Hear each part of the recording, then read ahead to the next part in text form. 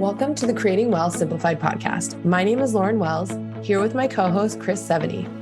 We're committed to providing you with the knowledge required to build wealth through real estate investing. Tired of consuming content about real estate? Stuck in analysis paralysis? Ready to do your first deal? As a member of our community, you will learn how to go from consuming content to taking that first step into the world of real estate investing. Our show is not about getting rich quick, but about providing you with the knowledge you need to take action. Join us as we speak with experienced investors who share action tips on how to escape the corporate world, start a thriving side hustle in the world of real estate, and go beyond your W-2 or 401k. Welcome back, everybody, to another episode of the Creating Wealth Simplified podcast. Today, we have special guests, Tracy Z and Fred Rewey. Tracy and Fred, how are you doing today? Good. We're doing great. Yeah. Thanks for having us.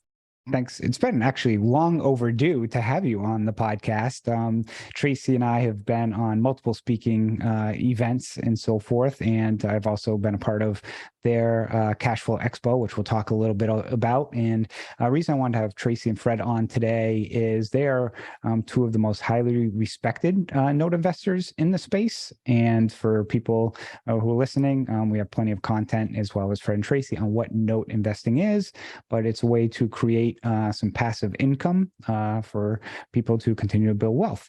And interestingly enough, Fred and Tracy actually kind of the opposite of my investment strategy of non-performing notes.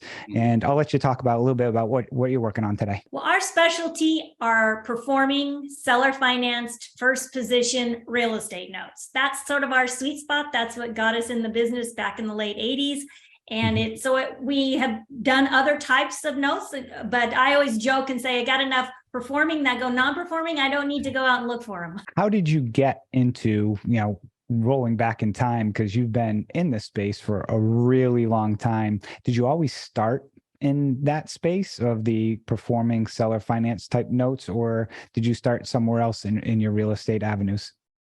We were both different. I was living in California at the time and was actually just taking some night classes to try to learn to invest in real estate. And I was looking at different things as far as I was concerned. And during 1 week of that course, a gentleman by the name of John Richards was actually teaching the course, who goes way back into the note industry, but he taught us the financial calculator and the idea of buying notes. So I was absolutely hooked. I mean, I just thought this was the coolest thing ever. You got the benefit of owning real estate, or at least having, real estate as your security, and didn't have to worry about tenants and all the other stuff that went along with it. So that's kind of how I jumped into it. And at that time, it was always on the performing side. I was only interested in looking for notes that are performing. A lot of great strategies in non-performing. It's just that, you can do both. We just tend to stick to performing. We like the seller finance too, because we find if you go direct to the sellers that sold property and took back financing from the buyer, that they are willing to sell at a discount, a little bit similar sometimes to discounts you might get on non-performing. For me, getting started, I had a title and closing background, and I went to work for a large institutional note investor that was buying these seller finance notes. And so for my first 10 years, I got a great education working to invest their money, running the closing department, underwriting, helping with marketing.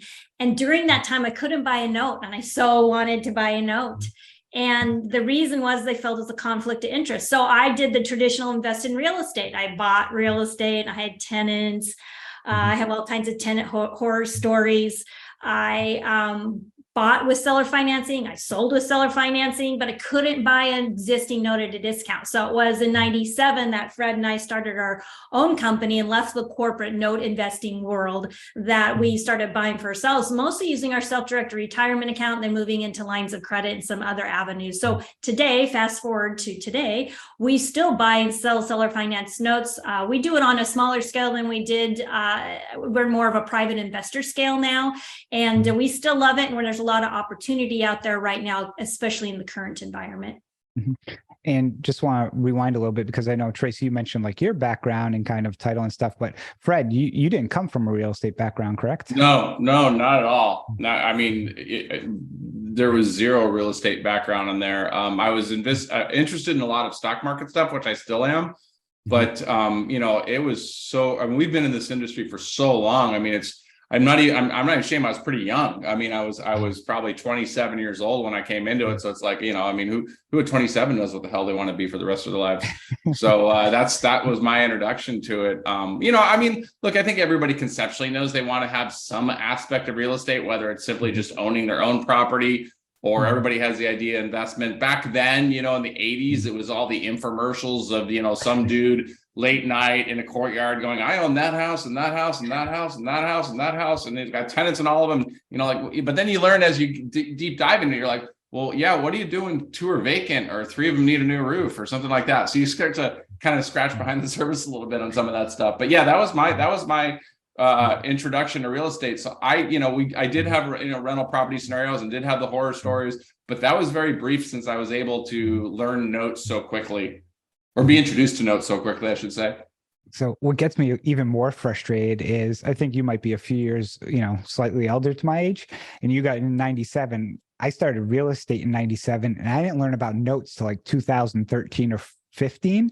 So, and my whole career was spent in real estate, and I didn't even know about notes. And people who are not in real estate have found out about it at a young age. And it kind of like burns me a little bit, because when you're in the business, you're only taught like certain things, no different than job to job, which the 401k, which, I can't self-direct that, you got to do this. And so I just wanted to share with people about this, that it doesn't matter what profession you're in, you can get into notes. I'd recommend that you have some financial acumen as it relates to numbers, in being able to use Excel or calculator and understand some aspects of finance, but you don't have to be in real estate to be a note investor. You mentioned seller financed a few times. Can you explain to people who aren't familiar with the term seller financing, and explain the type of loans and the process that you go through? Yeah, I mean, it's funny, it's a bigger industry than people realize as far as the existence. So roughly 6% of all transactions, and it varies depending on the year, but roughly between 4 and 6% of all real estate transactions involve some sort of seller carryback financing. And whenever, like you said, everybody asks you, well, what's that? What's that? It's like, we've all seen the, for sale by owner signs. And that just means they're willing to sell it. They're basically just trying to, bypass a real estate agent.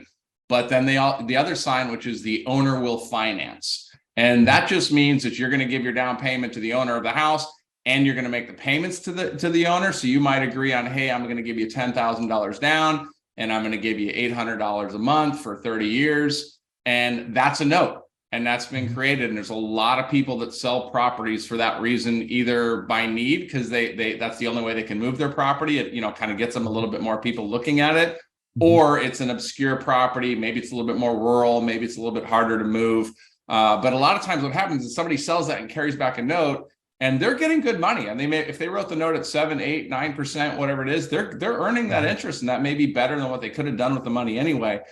But typically what happens is something changes in their life at some point, and they want to, they want to buy another house. They have medical bills. They want to, send a kid to college, whatever it may be. And that's the point where we come in, because they want to liquidate that note, and they can go back to the person paying them, but that person only has to pay what's in the contract. So that's the existence of a note, and that's how we step in and buy it. We typically buy them at a slight discount. What do you think?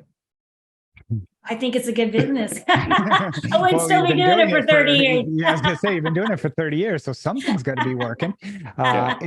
And it's like they mentioned, it's very different from the non-performing side, where that's typically for people, that's institutional paper. Most of the time that gets originated, securitized, and sold its way down a chain. And then eventually whoever owns it doesn't feel it's fit for their portfolio, and then will liquidate it. So it's really a different avenue.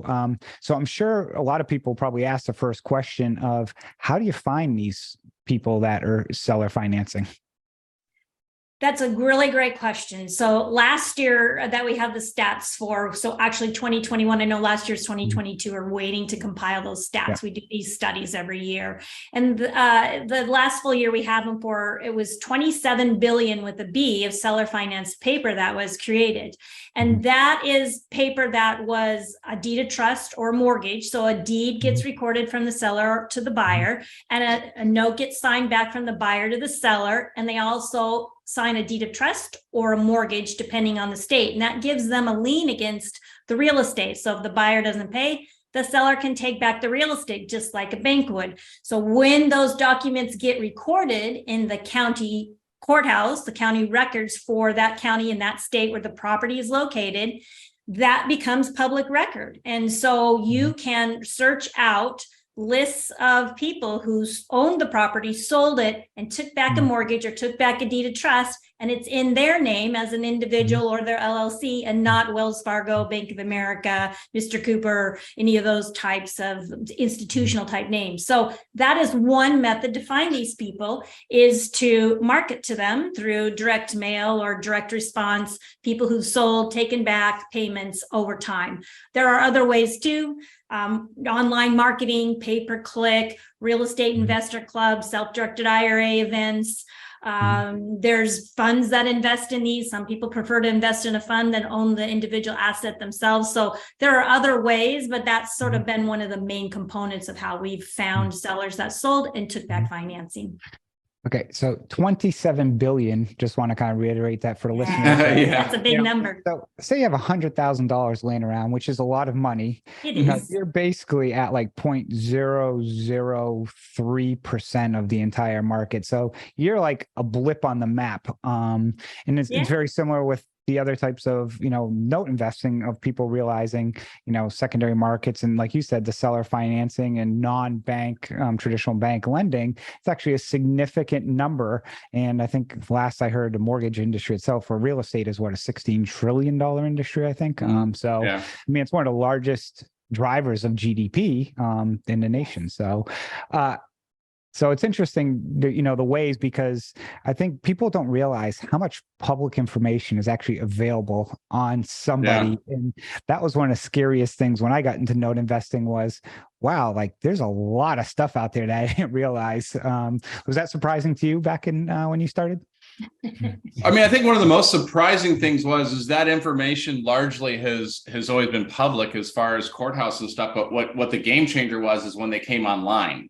Yeah. So you used to basically, hire somebody to go into a courthouse in a rural area or in a semi-rural area, and literally, I mean, some of them would get on literally the microfiche, things on their little slide decks, but they go in there, they go in there, and they would get the names. So the names were there; they just weren't accessible from afar. And so the big game changer was really as more and more of these counties come online and have come online. And now you can literally just, go out there and search it and find it. So that was kind of the biggest advancement, I think, in our industry. Matter of fact, I think there's only, 4% of counties aren't online or something like that. I can't remember. It's a very small number. Our number every year gets, more and more exact because there's only so many counties that are really offline. So that was kind of a big game changer as far as accessibility to that information. And there's two other areas, just since we're talking about where do you find these. So we've talked about what you talked about, Chris, the institutional paper that trickles down, and then the seller financed paper. You also have people out there that are private lenders that are making loans to other investors for investment type property.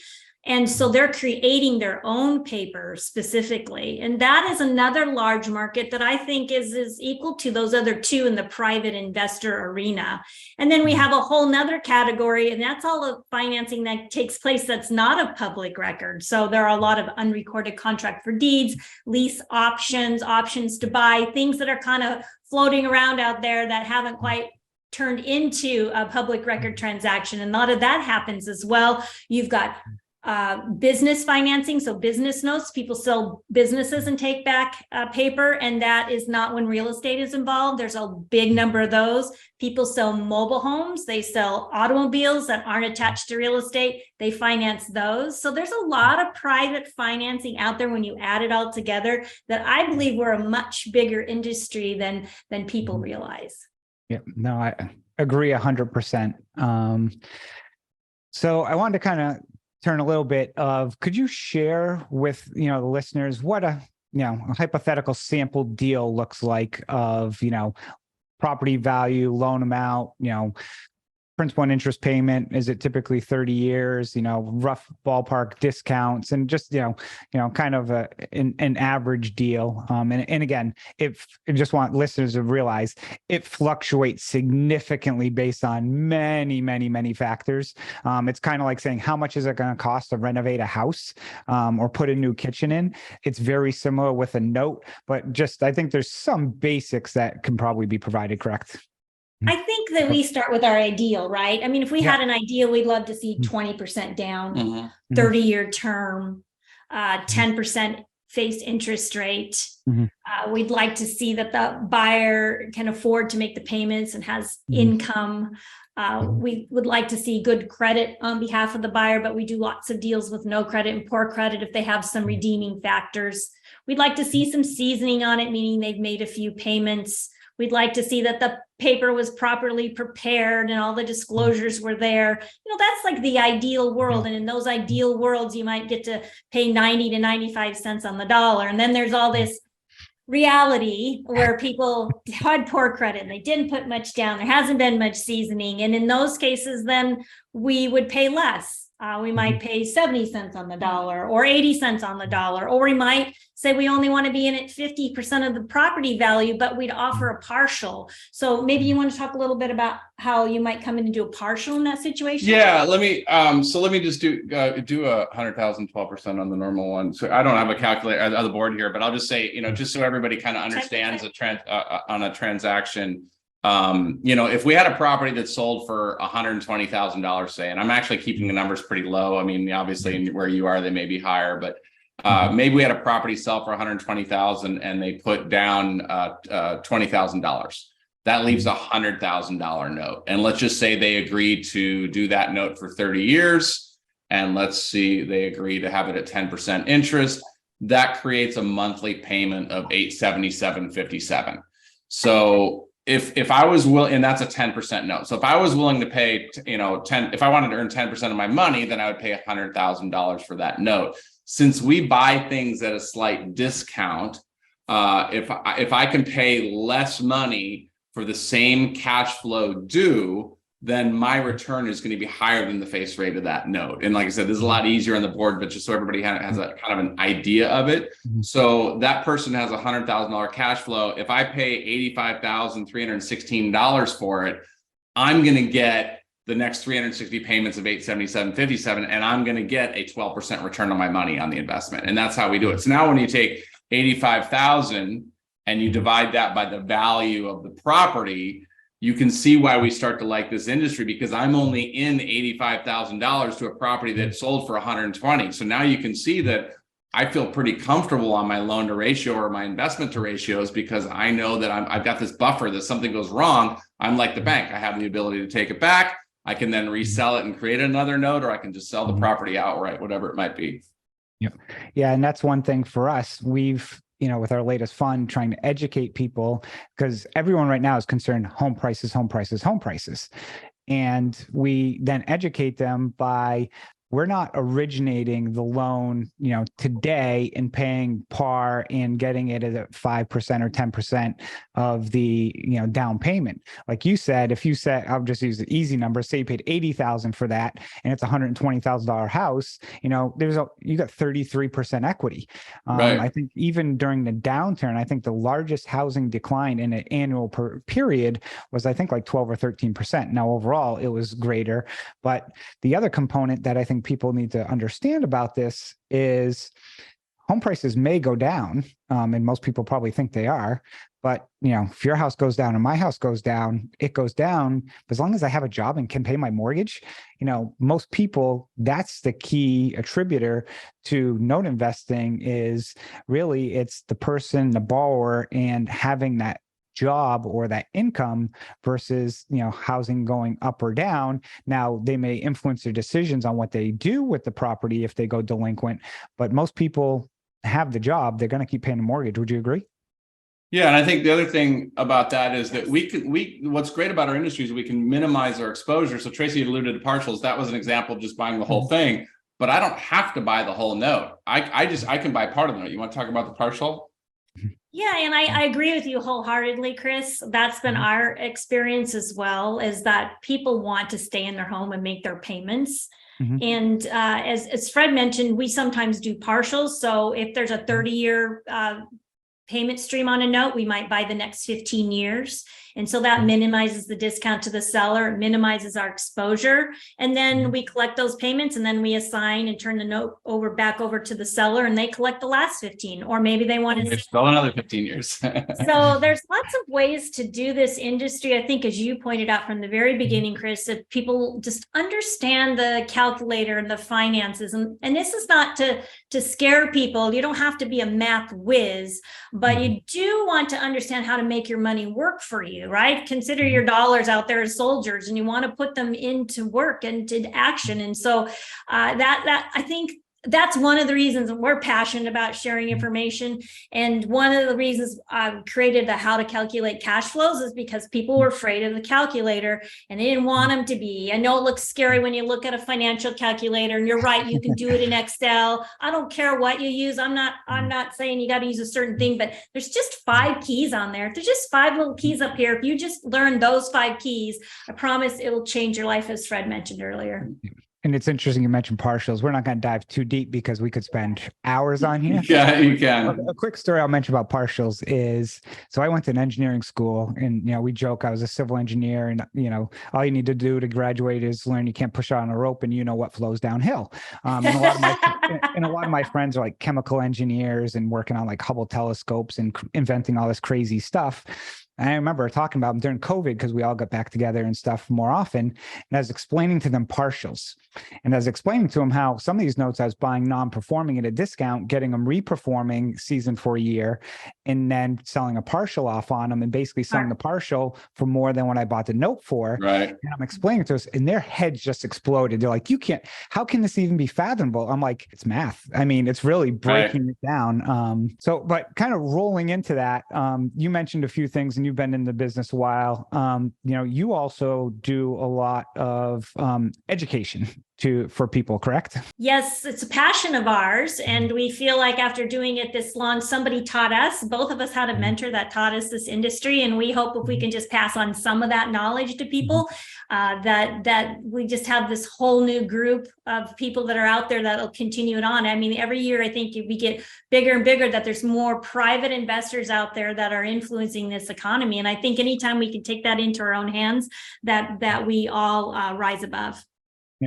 And I can say this because I don't have like training programs and stuff. But if you're looking at getting some education, do your due diligence, especially in the note investing space, because there are a lot of people out there that I would not recommend people use for education. And your group has been around a long time. They're very well respected. I have not taken the group, so I've never given them $1, or they're not paying me for anything. But a lot of people that I've spoken with, or bought notes from, or sold notes from, I always ask people, hey, where'd you learn? So I can kind of push people. And basically, your group has gotten, some of the highest reviews. People did wish that you did some non-performing stuff as well. Yeah, no, we do get that. We do get that. Well, thank you, Chris. We appreciate that. And go ahead. I was going to say, one of the things we have coming up, just the education, we actually like sharing a lot of free information, and we have Cash Flow Expo coming up. Do you want to talk about that, Fred? Yeah, Cash Flow Expo is now in its 5th year. It's an annual event. Every year I say I'm not going to do it the following year because it's a lot of work behind the scenes, and it is free for everybody.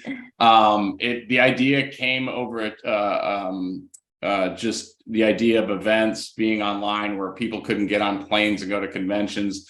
So what we did is we basically created a 3-day event. We call it Cash Flow Expo. It's predominantly real estate and note focused, but I'd say that at least a third, if not a little bit more, tends to be fringe items. Like there's even stuff on stock markets and there, things like that. So it's a great place to go and get an overview of different things and we vet all the speakers. We know all the speakers.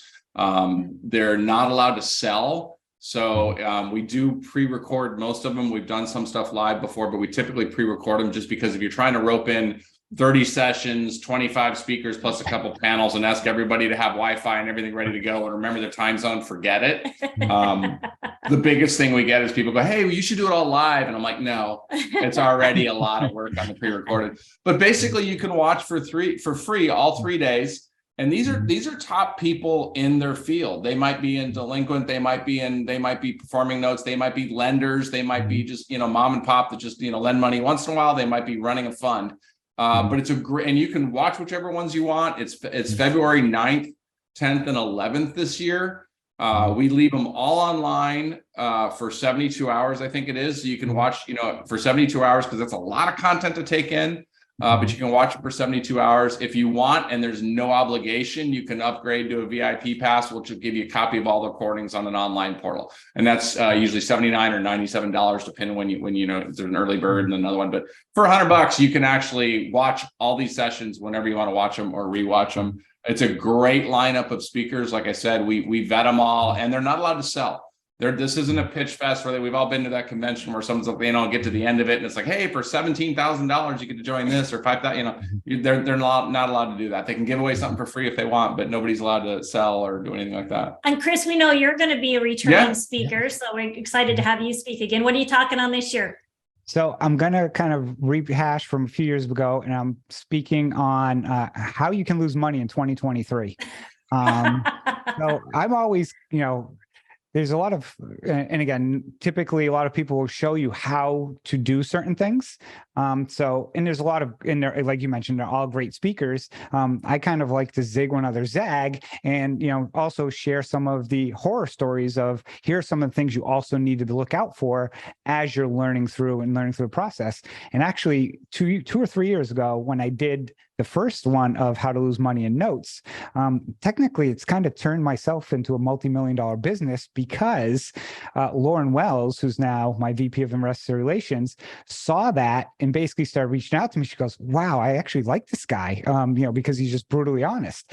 And she, I joke, she stalked me. She really didn't. But, messaged me on LinkedIn and wanted to connect. And I basically started educating her more on notes. And then, timing was right. So I actually brought her on board to assist with my note portfolio. And then when we launched my latest fund, she has background in IT sales and, a lot of sales experience. I brought her on board to be one of my partners in our latest fund. So it's all because of Cashflow Expo. So. Hey, wow. I love it. I love it. Yeah, I didn't know if you knew that story or not. So that's a great story. Lauren told me she said I think a Quest event or something. Yeah. But that's a great story. So well, and I like the slant of showing what goes wrong, because look, everybody can make it all roses, and there are things that can go wrong, but I tend to learn more by my own mistakes or other people's mistakes than I do the wins. The wins are easy. If you win, you win. It's like everybody goes to Vegas thinking, oh my gosh, it's like, I can win. It's like, well, they didn't pay for this town on winners. So how do you avoid losing? What can you do for money management? The essence of like note buying, which we're talking about, is not that hard. It's really not. That's, and everybody's like, oh, what's new and what's new. And it's like, it's kind of the same thing. It's always been. But you do need to know those things. And to your point, you need to know what to avoid. What to look out for is just as important. Mm-hmm. Yep. So, kind of jumping back a little bit, kind of speaking about that and what can go wrong. What are some of the things for people who may actually are listening that do some seller financing? When you're reviewing the paper, what are some of the things you see that's incorrect, or give pause to say, hey, look, I can't pay this much because this happened, or this wasn't being done with the note? I'm sure that's occurred many times. Yes. Well, with seller financing, there are a lot of times title deficiencies. So we are big on always getting a new commitment for title insurance. So that will protect you. And then we pay for a title policy.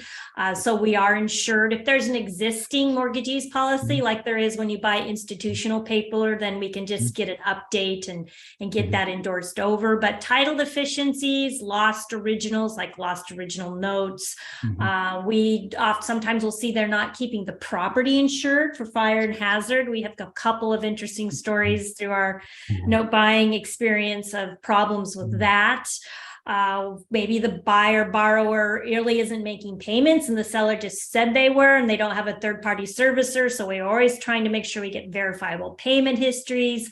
You want to talk about a couple others? Yeah, I mean, you took the big ones. I mean, basically, at the end of the day, I would say the 30,000 foot level is to just check something out. So if you're going to have an opportunity to buy a note or whatever, don't take everything at face value. We've had people we work with at years, and I'm still going to go make sure I find out the value of the property is really what they say the value of the property is. I'm really going to look at the pay history and make sure the pay history is what he said it was. A lot of that stuff, you just can't cut corners. There's a checklist. Matter of fact, we literally have a checklist for our members that basically says, here's our checklist of closing a note, and go through all these. And if you do, look, I mean, something can always happen, but you can really mitigate those problems, whether you're buying performing or non-performing. There's a checklist of what you're going through. And the nice thing is, things offset, and you can take chances, and you can get a higher return for a higher risk. But there's a point where, a higher return, if you don't get paid, then it wasn't worth going for a higher return, 20% of zero is still zero. Yeah. Right? But yeah, I'd say a lot, just the paperwork and stuff like that, just really just double checking values, whatever it may be. Delinquent taxes are another one that we sometimes yeah. have to get cured. I would say when we're talking, it's taxes, title, insurance, those tend to be the big three. And then, so insurance, taxes, title, those are always the ones that, and you're looking at the payer, you're looking at the property, and you're looking at the paperwork. So I like threes, the power of threes. So those threes on the due diligence side and the three on the performance side are big in our book, and our checklists kind of center around those, because there's a lot of balancing of the scales when we buy these notes. So we don't expect every one of them to be perfect. Yeah, and you don't have to know all that stuff. I mean, you can hire somebody, you can hire a closer. There's some very great people in our industry that freelance, that will close deals for you, that will put the package together for you, and tell you what you've got, and so you don't have to be an expert in all these areas. No. I found you really just got to be a manager for the most part. Yeah. Again, you got to be able to run numbers and so forth. But, like us, like you said, there's people who will handle that closing aspect of it. You have attorneys as well who handle a lot of that collateral reviews and make sure, hey, I'm looking at a title report. I don't know what this says. Like, somebody will review that for you. Sure. A lot of those aspects. What I've seen is, because and again, the quality of paper, I think, is very different from what you see compared to some of the stuff I've seen. But on some of the seller finance stuff that I've seen in the past, what I've seen is a newly originated loan. They didn't even qualify or get any information from the borrower. And then I'll go online and look in like a PropStream or some, Zillow or something. And the house was listed for sale for $120,000. It was on the market for 7 months during like 2021, where, basically a Porta-John could sell for $100,000 in most places. And next thing you know, it was 120, and then it went to 175,000 seller finance. And I'm like, okay, if the house didn't sell for 120, right. Now I'm like, what's the value of the house? And people inflate that, Sure. that number, which causes the, when you look at it now, be like, well, the house is really only worth about 100. So I need to still, and you didn't run like credit or even check if the borrower has a job. I can't even price this paper. So that's one of the things we see a lot, from some of the sellers that we work with. Another question I was going to ask is, primarily, do you focus on property with a home on it, or do you do land and manufactured homes as well? Just curious for your portfolio. And does your risk model and pricing change based off of the type of what's sitting on the property? Yes and yes. So we'll look at anything. Single family residence, owner occupied, or being used as a rental. Mobile homes attached to land. Tracy tends to think that she likes mobile homes that aren't attached to land, like just the mobile home. So we have a good debate about that at the household. Land only is fine, but as the risks go up, SFR tends to be the safest, and as the risks go up, you usually get a better return if that's your hot button. But for also becomes investment to value. So how much do I have in it? So how much I'm willing to put into a house versus how much I'm willing to put into raw land are directly related to, if things go south, to your point earlier in the show where you talked about, values going down and stuff like that, the fastest, hardest, bigger percentage hit is going to be raw land. That property that was worth $100,000, everybody's like, well, that can't be worth, $50,000 the next day. Yes, it can. So that means I'm going to base my ratios on investment closer to that. What do you think? I 100% agree. And that's when partials really play a starring leading role in us buying mobile home and land or even mobile home only, is because then we're putting a lesser amount in, making sure it performs well. The seller has something to protect also on the other side. And so that's when partials really play a big role. And, to Fred's point, I've got 6 lots in my self-directed IRA that I bought a note in before 2008. And I thought I was in at 50% investment to value. And then I had to take the note back with the deed in lieu because the people couldn't make their payments. And that property did go down below what I had invested, even though I thought I was in at 50% of what the property value was. So what do? I hang on to it till the values come back, because it's land and I don't have to worry about maintenance and upkeep. I just got to pay the inexpensive real estate taxes. So there's ways to work yourself out of those situations, but you've got to be prepared for them. So if somebody came to me, if it's my sister, my mom or daughter or something, I wouldn't say, oh, run out and do land and mobile homes. That's what you do when you get a little more appetite, a little more experience. You're looking for some fun, right? That's your Vegas money. It's not. Well, so you can tell people starting delinquent. I mean, Chris did. So, what one person wants is not, but I mean, the traditional performing seller financed notes that are on a home are definitely a safer place to start than some of these other things. So, Fred, I can share a little story with you because Tracy's affinity with mobile homes not attached to property. Here's one for you. Scratch your heads. So we had a delinquent loan last year before that we basically foreclosed on the property, and the deed had listed the serial number or whatever for a manufactured home as well, but it wasn't attached. So we foreclosed on that, and basically we turned around and we sold it to somebody else who went there and started fixing it up. And all of a sudden, title agent calls us and says, you sold them a manufactured home that you don't own. I'm like, what are you talking about? Well, the title had never gotten retired at the county. So even though it was on the deed, because it didn't get retired on the county actually was sending out 2 tax bills. So they're sending a tax bill out for personal property and one for real property. So the personal property is going to the actual somebody from long ago. The real property is coming to me, and I'm like, they're like, it was told at tax sale. And I'm like, nope, here's like the tax bills. What happened is they sold the personal property, and we foreclosed on it. So now the question was, well, who owns this? Because we foreclosed on it. They sold their personal property. Essentially, we end up paying off the person who bought it at tax sale because they actually foreclosed before we foreclosed. So they actually came in first. But I'll tell you, you want to talk about a mess. Yeah, that's an interesting one. Yeah. That is an interesting one. So when we do mobile and land, we do look to see if the mobile home title's been retired and it really is fixed. And if it's not, then we get the mobile home tax bill, because it is, you're right, it's personal versus real, or they call it chattel or personal property. And then we have to get a mobile home title, because if it hasn't been retired, it's actually titled very similar to a car. Yeah, I didn't know that. Yeah, well, now you do, right? That's part of the whole learning process. You can work that into Cash Flow Expo speech of the things not how to lose money. Although you didn't lose money, so that's good. Had to give a little bit more up. I mean, still was a good deal, but but that is a perfect way of not realizing that because you might think, if it wasn't deeded to the property, it's just there.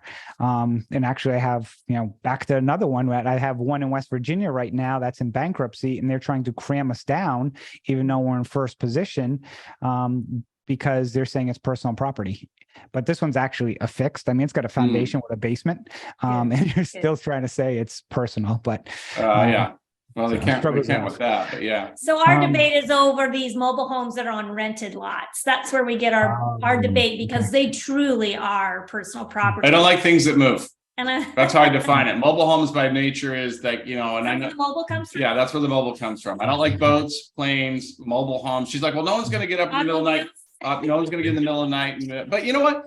I mean, I say that there's a ton of money to be made at it, and mobile homes. If you ever go back and read like Lonnie Scruggs, originally I think John Fedra speaking. I mean, there's your returns on them are huge because they're super low dollar. You get people in there that look. I mean, the ability affordable housing. I mean, it's the last line of affordable housing at this point that people are going, hey, and they're not concerned with how much they're going to buy them for. They're concerned with what their payment's going to be.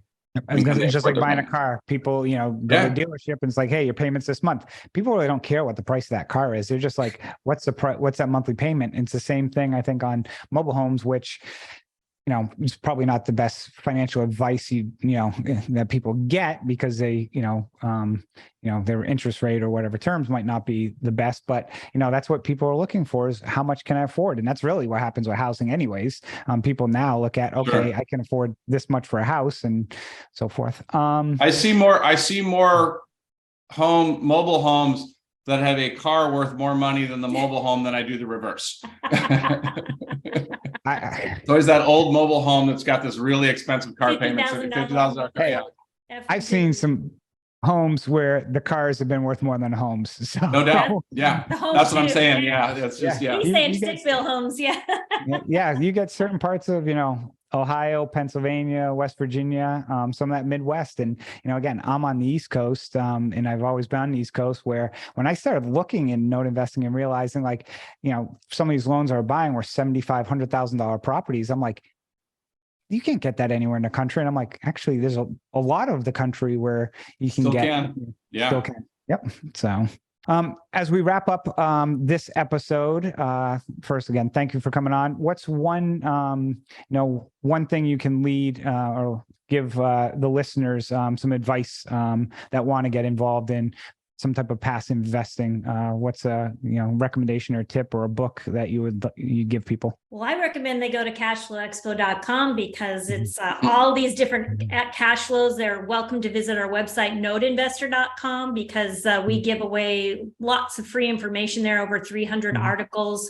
I know that you have a great podcast. There's just so much great information out there. I was going to say those things, but look, there's a lot out there. I think, Chris, you mentioned it early, whether, if you want to, notes and you come to us or you go to somebody else. I think your point is that just go out there and learn. Just go to some of the boards, go to some of the groups, learn around, do some digging, do your due diligence on who you want to learn from, who doesn't, require all this money up front or whatever, all the weird things that go along with that. And there's just so much free stuff out there now. I mean, to think of right now, you can search on the internet. So you just sift through that, like Cashflow Expo to start with there, or podcasts and things like that, I think are a great place to start. And also kind of pursue what sounds interesting to you. None of it's necessarily super hard. It's just a process. And if it doesn't sound interesting, then you know what? There's a lot of ways to be involved, either whether you want to be passive or you want to be in a fund, you want to just own your own notes, you want to go market for your own notes. There's a lot of different ways to be involved and get the benefits of that without getting hung up on something that you don't like. So just find out what sounds interesting. Yeah, that's great advice about, doing what you love and, don't do something you don't like. But also, I think, realize what worked for somebody else doesn't necessarily mean it's going to work for you. Perfect example is I got into notes because we had 2 young children at the time. We live in a very expensive market and we were both working our W-2s. So to try and buy conventional real estate, which was my background, that's what I had been doing for 15 plus years, just wasn't, logistically couldn't be done, or we couldn't find the time for it. And that's where then I looked at tax liens and I was like, no, pass those on quickly. But, then tax liens led me to find notes, and notes was like the perfect for me because I love numbers. I love math. I feel I'm good at that in calculating and understanding risk, and, basically just fell naturally into that. So, for people, do something you're passionate about. Thank you. If people do want to, you mentioned, Cashflow Expo and noteinvestor.com. Is there any ways, anything else you'd like to share about how people can reach out to you? No, those are the 2 big ones. I mean, we're pretty, noteinvestor.com. You can send us a message on there if you want. Cashflow Expo, which is February 9th, 10th, and 11th. If you go to Cashflow Expo, you can register for a free ticket. So you'll get the links to where the live events are going to be. Thanks for having us, Chris. Thanks for being part of this industry. Yep. Thank you. And we'll have all that information as well in the show notes so people can click on it. And thank you for everyone for listening to this episode of Creating Wealth Simplified.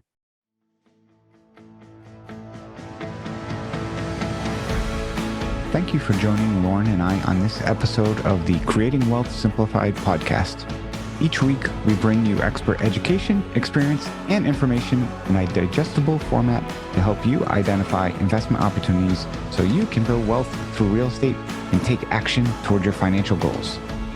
Enjoy the show, share with a friend, or subscribe to the show and leave us a review.